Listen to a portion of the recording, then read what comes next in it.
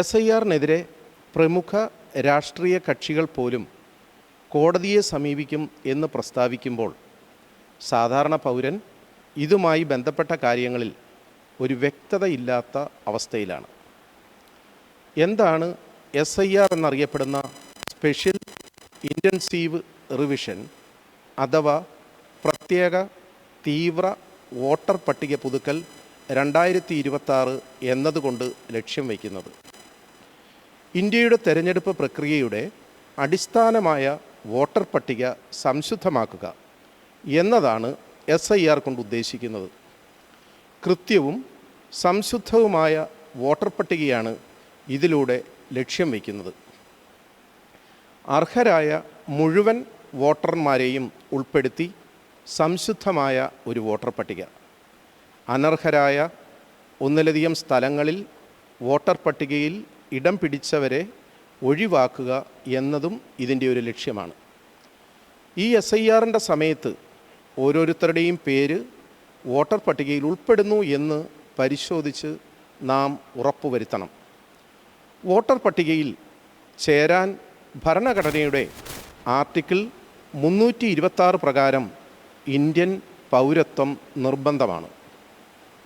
പട്ടിക ശുദ്ധീകരിക്കാനും പുതിയ പട്ടിക തയ്യാറാക്കാനും 1950 ജനപ്രാതിനിധ്യ നിയമത്തിലെ സെക്ഷൻ 21 പ്രകാരം ഇലക്ഷൻ കമ്മീഷന് അധികാരം നൽകിയിട്ടുണ്ട്. ആരൊക്കെയാണ് SIRൽ പങ്കെടുക്കേണ്ടത്? പ്രായപൂർത്തി വോട്ടവകാശമുള്ള, വോട്ടർ പട്ടികയിൽ പേരുൾപ്പെട്ടിട്ടുള്ള എല്ലാവരും ഇതിൽ പങ്കെടുക്കണം. നമ്മുടെ രാജ്യത്ത് 23 വർഷങ്ങൾക്ക് മുമ്പ് 2002 ഇതിനു മുൻപ് SIR നടപ്പിൽ വരുത്തിയത്. നമ്മുടെ രാജ്യത്ത് 23 വർഷങ്ങൾക്ക് ശേഷമാണ് ഇപ്പോൾ പ്രത്യേക തീവ്ര വോട്ടർ പട്ടിക പുതുക്കൽ നടക്കുന്നത്. വളരെ ശ്രദ്ധയോടെ ഓരോ വോട്ടറും പങ്കെടുക്കേണ്ട വളരെ പ്രധാനപ്പെട്ട ഒരു പ്രവർത്തനമാണിത്. ഇതിന് വോട്ടർമാരെ സഹായിക്കാൻ ഇലക്ഷൻ കമ്മീഷൻ്റെ പ്രതിനിധികളായി ബൂത്ത് ലെവൽ ഓഫീസർ, അതായത് BLO നിയോഗിക്കപ്പെട്ടിട്ടുണ്ട്.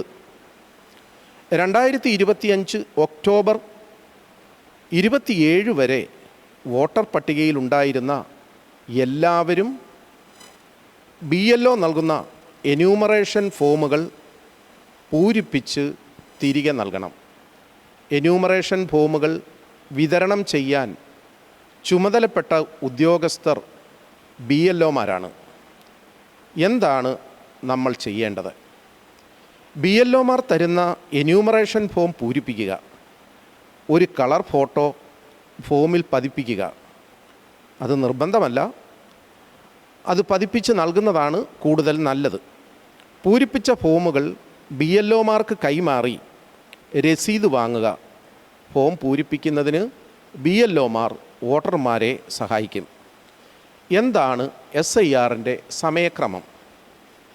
2025 നവംബർ 4 മുതൽ ഡിസംബർ 4 വരെ വീടുകൾ കയറി BLOമാർ കണക്കെടുപ്പ് നടത്തും.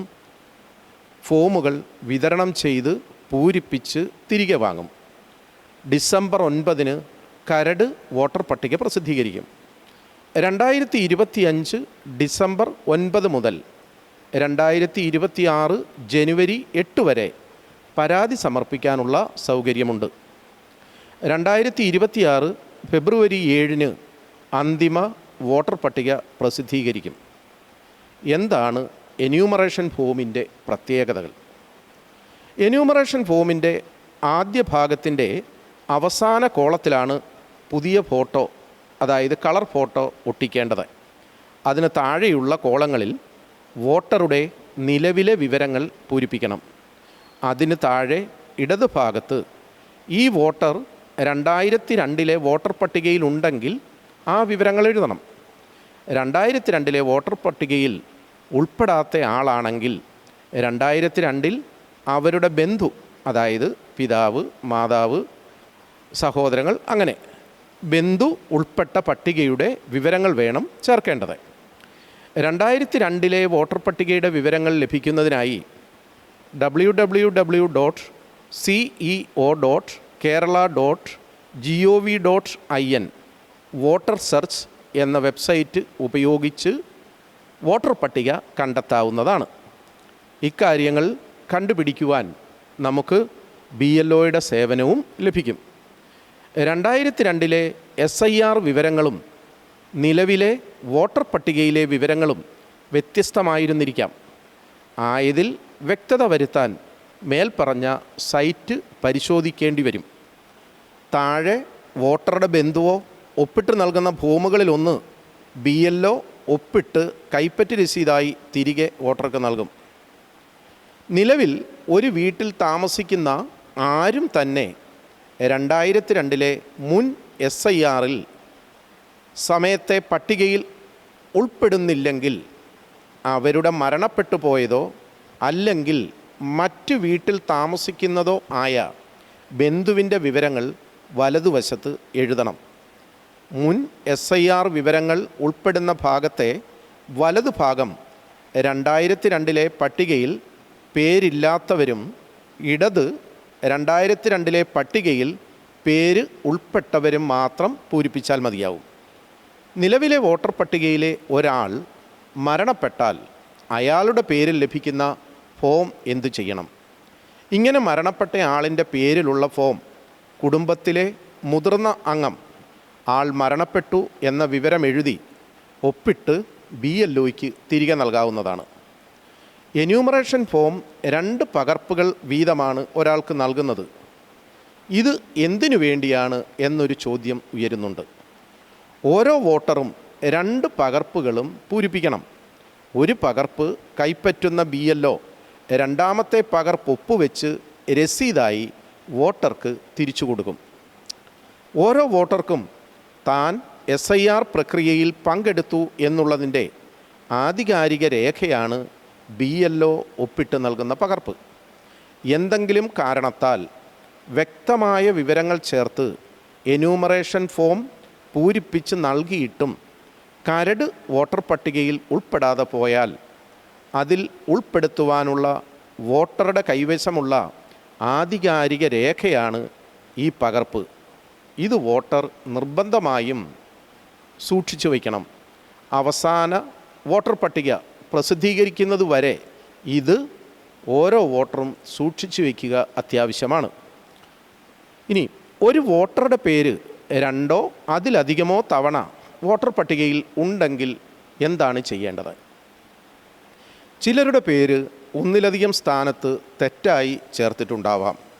വോട്ടർ പട്ടികയിലെ ഓരോ എൻട്രിക്കും ഒരു സെറ്റ് എന്യൂമറേഷൻ ഫോം പ്രിൻ്റ് ചെയ്യപ്പെട്ടിട്ടുണ്ട്.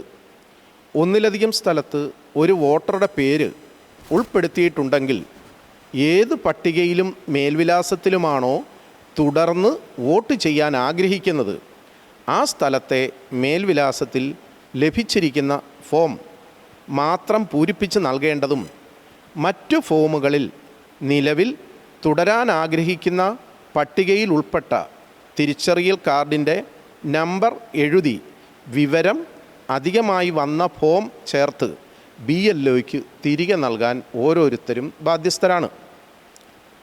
പൂരിപ്പിച്ച് നൽകുന്ന എന്യൂമറേഷൻ ഫോമിൻ്റെ വിശ്വാസ്യത എങ്ങനെയാണ് ഉറപ്പുവരുത്തേണ്ടത്? എന്യൂമറേഷൻ ഫോം പൂരിപ്പിച്ച് നൽകുമ്പോൾ അത് നൽകുന്ന സമ്മതിദായകനും അതോടൊപ്പം അതിന് അവരെ സഹായിക്കാൻ നിയോഗിക്കപ്പെട്ടിരിക്കുന്ന BLOയ്ക്കും തുല്യ ഉത്തരവാദിത്തമുണ്ട്. 2 പേരും ചേർന്ന് വോട്ടർ പട്ടിക ശരിയായി പരിശോധിച്ച് ശരിയായ വിവരങ്ങൾ പൂരിപ്പിച്ച് ആധികാരിക ഉറപ്പുവരുത്തുക. ഇതാണ് എന്യൂമറേഷൻ ഫോമിൻ്റെ വിശ്വാസ്യത ഉറപ്പിക്കുവാനുള്ള ഏക മാർഗം.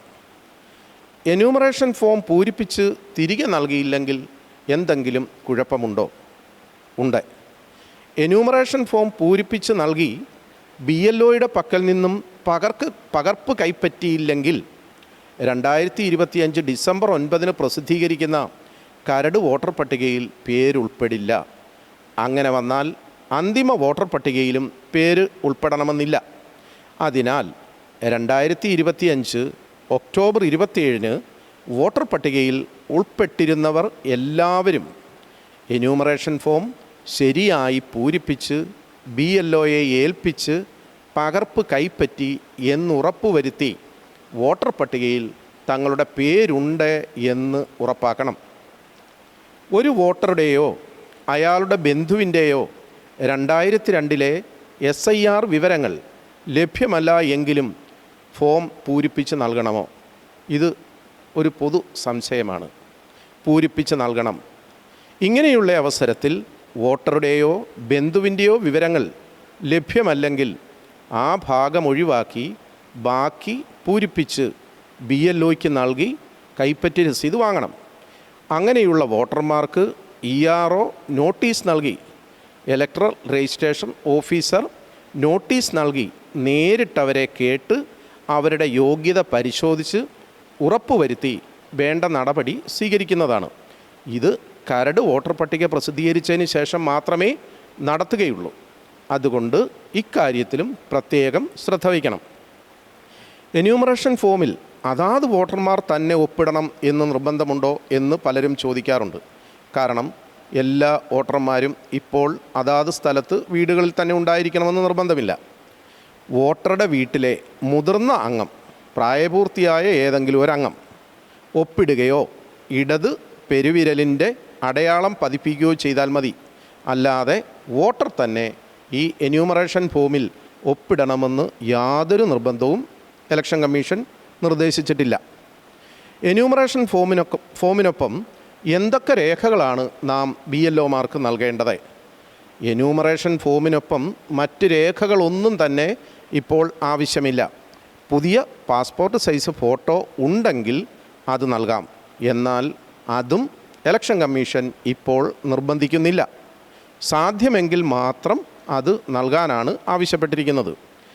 SIRൻ്റെ സമയത്ത് നിലവിൽ വോട്ടർ പട്ടികയിൽ പേരില്ലാത്തവർക്ക് വോട്ടർ പട്ടികയിൽ പേര് ചേർക്കാനുള്ള സാഹചര്യമുണ്ടോ?